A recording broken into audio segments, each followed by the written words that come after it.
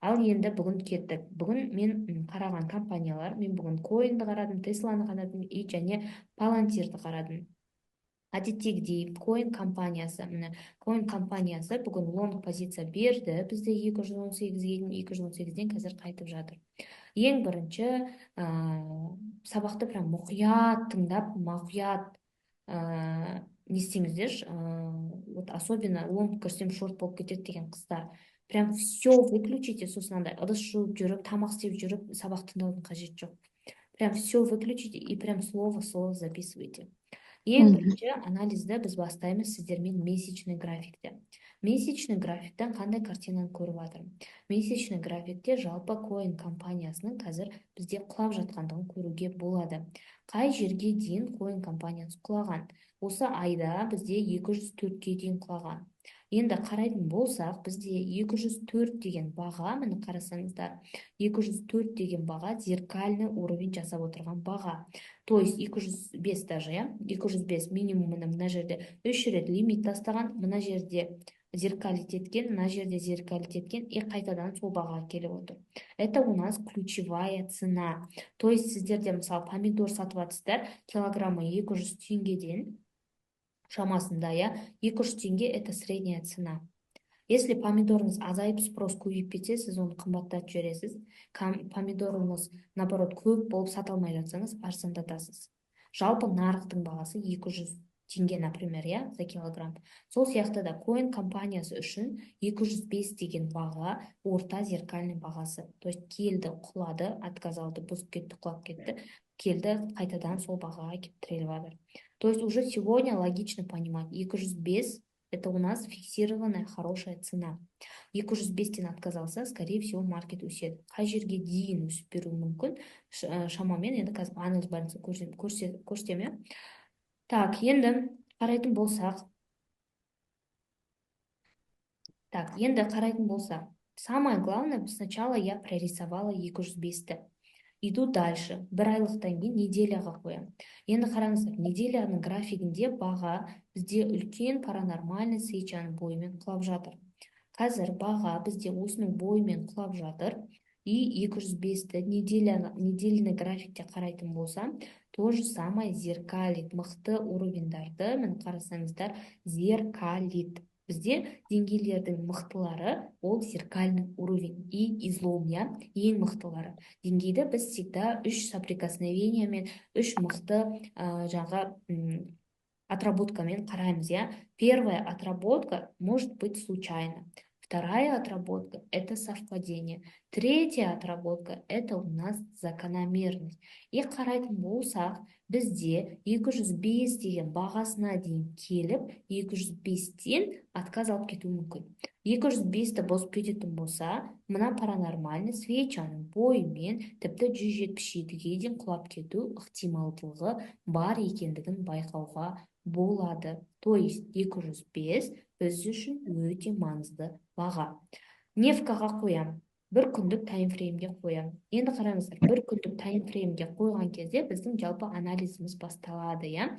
Анализ басталған кезде сіздер всегда қарайсыздар кешегі күн қалай жабылды, кімді жапты и қалай жапты, я.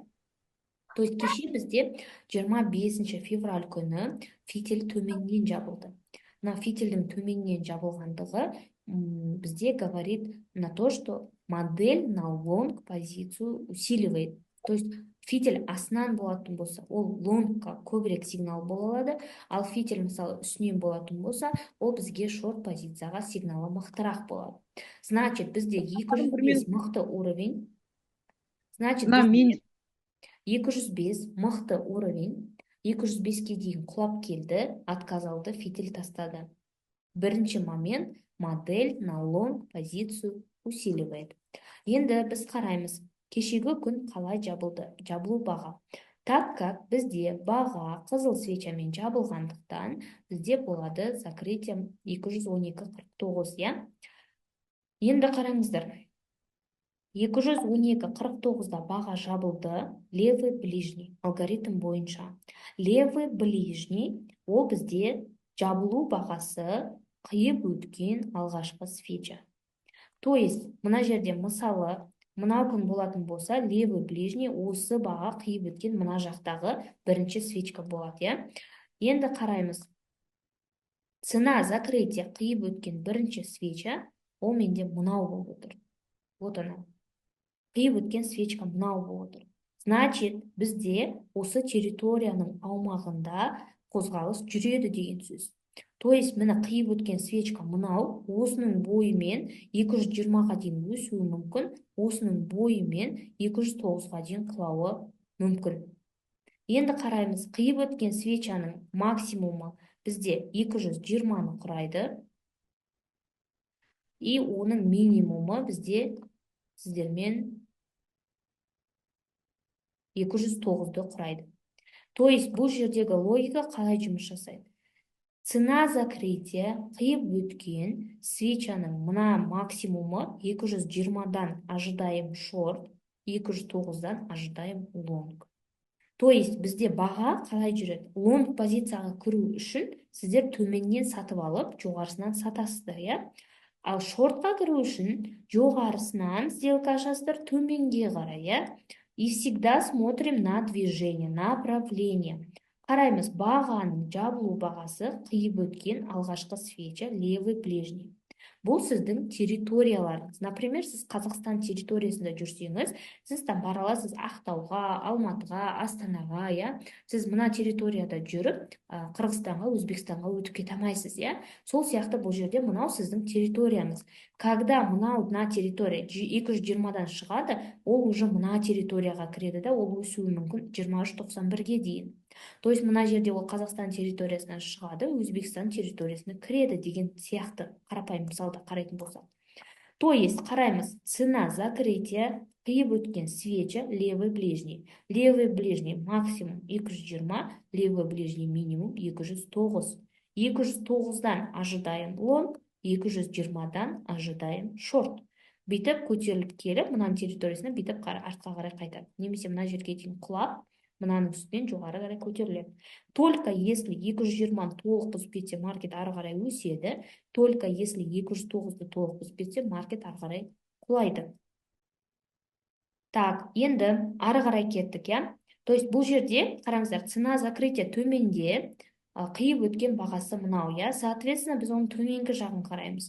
Егер де фитиль ұзын болатын болса, фитильмен бірге қараймыз. Мысалы, егер денесі үлкен болатын, фитилі кішкентай болатын болса, ол жағдайда денесімен бірге қараймыз. Мына жерде дене өте кішкентай, фитиль ұзын, сол себепті біз фитильмен қарап жатырмыз. Енді, получается, бізде қандай деңгейлер бар? 205 ол бізде апталық, 209 левый ближний минимум, 212 цена закрытия, 220 левый ближний максимум. То есть, баға келді, мына жерді қиып өтті, 209-дан дейін құлап, 209-дан отказалса, бізге бүгін лонг 209-дан выше беру мүмкін. 209-дан өсіп кеп 220-ға дейін барып, 220-ны бұза алмайтын болса, 220-дан төмен қарай құлауы мүмкін екендігін көрсетеді, я? Енді қарайтын болсақ, бізде сіздермен дальше 4 сағат, я? Мына алдыңғы күннің ашылу жабылулары базын деңгейлерге сәйкес келіп тұр. Дальше 4 сағатты қараймыз. 4 сағаттық таймфреймда бізде премаркет маңызды. Всегда премаркетке үлкен акцент қоямыз. Енді қараймыз, 4 сағаттық таймфреймда маркет бізде не істеді? Кешегі күні 212-де жабылса, премаркеттің ашылуы, қараңыздар, 02.25, 02.26. То есть, бүгін 26 күні маркет қай жерден ашылып отыр? Қызыл свеча болғандықтан маркет бізде жоғарысынан ашылады, яғни геп бар, я? Бізде гептік баға 214.73.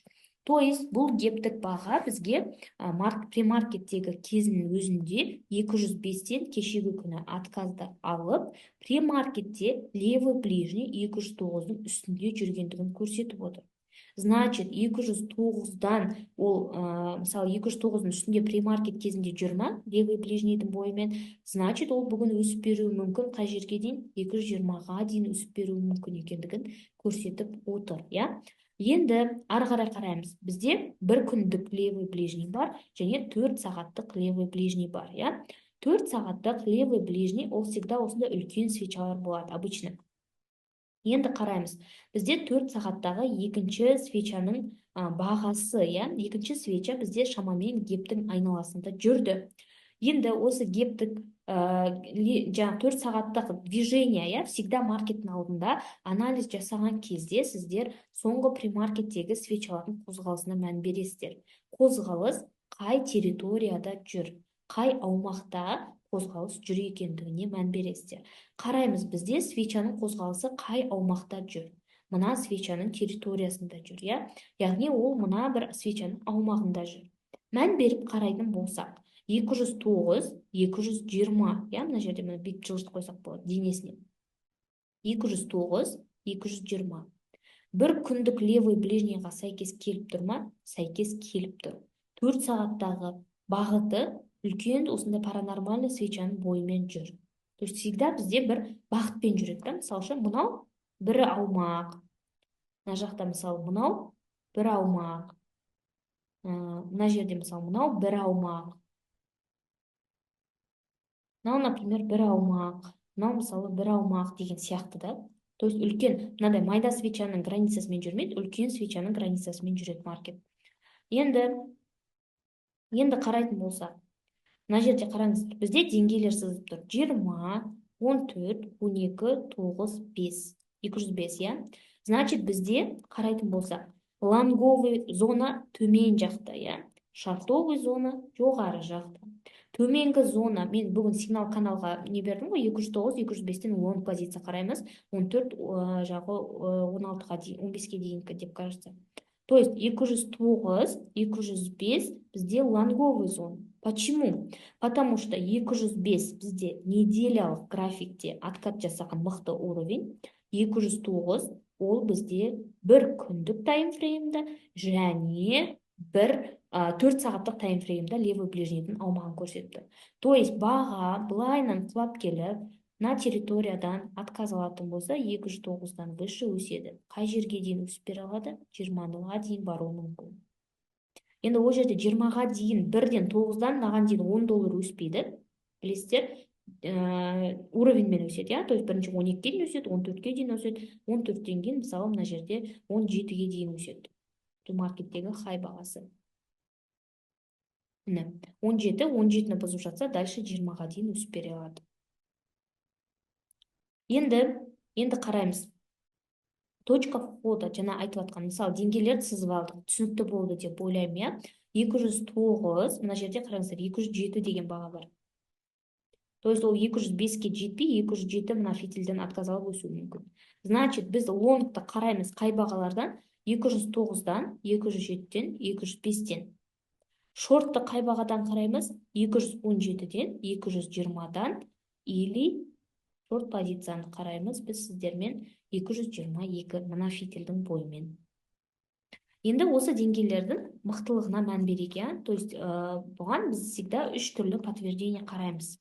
Мысалы, на 22-86 деген деңгейді қарайтын болсақ.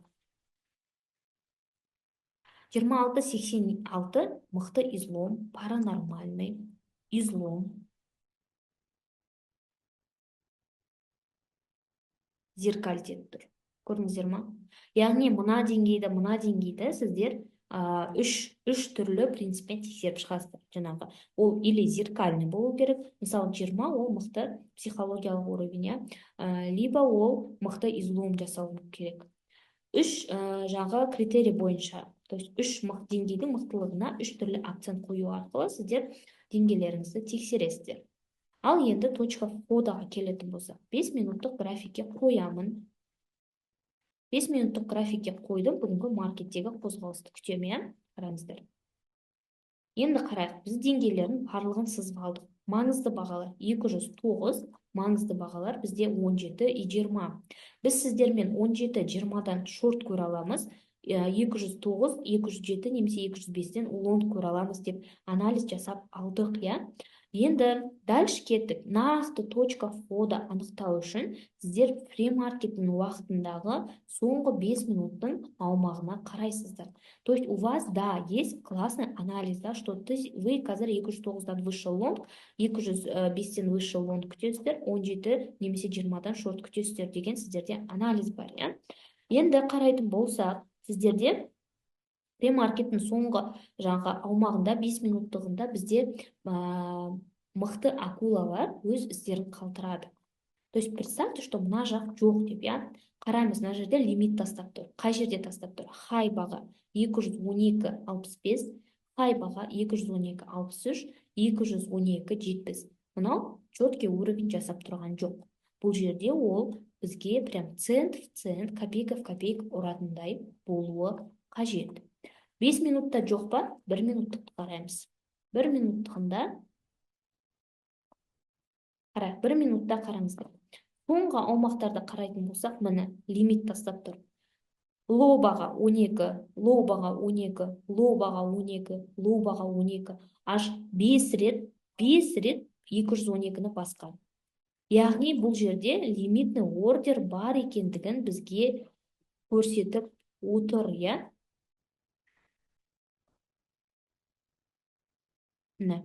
Яғни мына жерде бір лимитник отыр, бір мықты игрок отырғандығын көрсетіп отыр, иә. Енді қараңыздар, 212-де, тура 212-де бірнеше рет, енді бұл премаркет кезінде бұндай аумақта всегда цент в цент қарау керексіздер.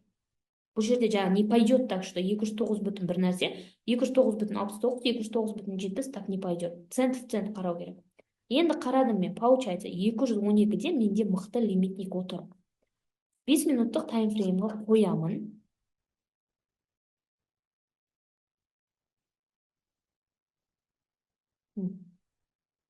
Бес минуттық таймфреймге қоямын. 212-де лимитный ордер тұр, иә.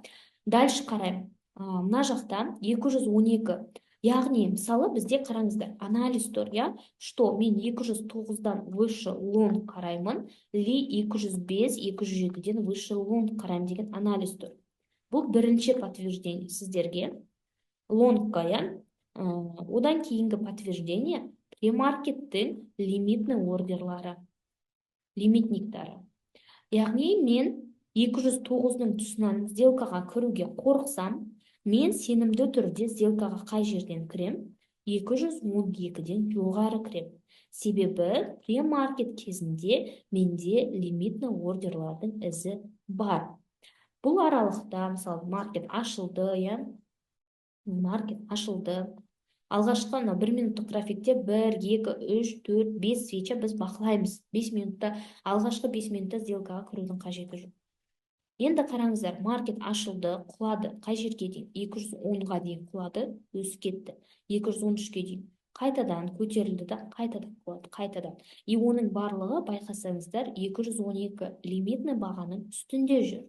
Баға қайта-қайта осы деңгейдің үстінде жабылып жатыр. Осы деңгейдің үстінде қалып жатыр, иә? То есть, бұл жерде 212-ден выше кететін болса, скорее всего, маркет точно өсімін береді. То есть, сіздерде точка входа 209, 209-да кіруге қорқамын, 212-де лимитник бар, 212-ден выше мен лонг қараймын. Енді 5 минуттық таймфреймге қойдым. Так, 5 минуттық таймфреймге қойдым. Премаркет ол бізге мықты игроктар із қалтыратын аумақ. Так, енді получается 212-ден выше мына жерден лимитниктар қараймыз. Бұл жерде бізде қай жерде жақын аралықта лимитный бағалар бар. Лоу баға 14.50, лоу баға 14.50. Мысалы, мына жерде тұр, я уже 14.50. Бұл компанияның бізде сіздермен жаңағы ETR-ы $11 құрайды.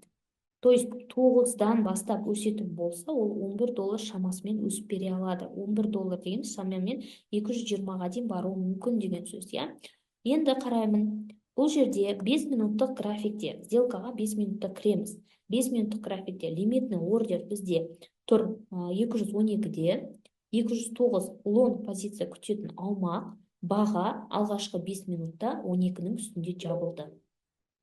Значит, анализ подтверждай лонгқа, я? Яғни 212-нің выше біз лонг позиция қараймыз, подтверждение беріп отыр. Енді, значит, мен 212-ден выше сделкаға кіріп жатырмын ба? Прям қорқасыздар ма?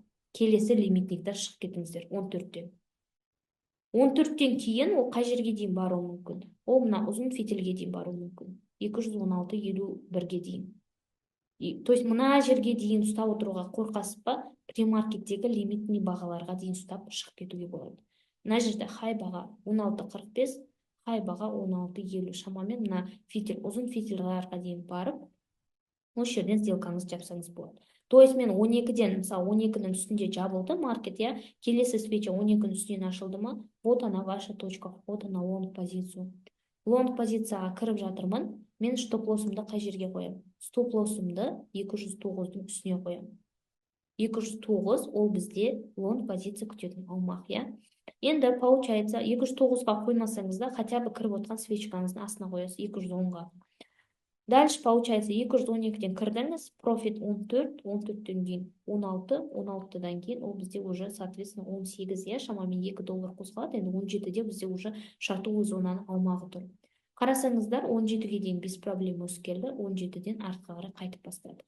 Қайтып бастады да лимитный ордер 14-ге келіп тіреліп қалды. Бір рет қараңыздар откат алды, 2 рет откат алды, 3-ші ретінен қазір мысалы бұзып жатыр. И вот получается, то есть сіздерге точка входаны определять ету үшін екі нәрсе керек. Біріншісі, премаркетте соңғы 5 минуттың қозғалысы. Екіншісі, левый ближний территориясы. То есть сіз территорияны қаншалықты дұрыс анықтайсыз, соншалықты сіздің сделкаңыз дұрыс орындалады. Сұрақ бар ма койын бойынша? Менде қандай сұрақ бар?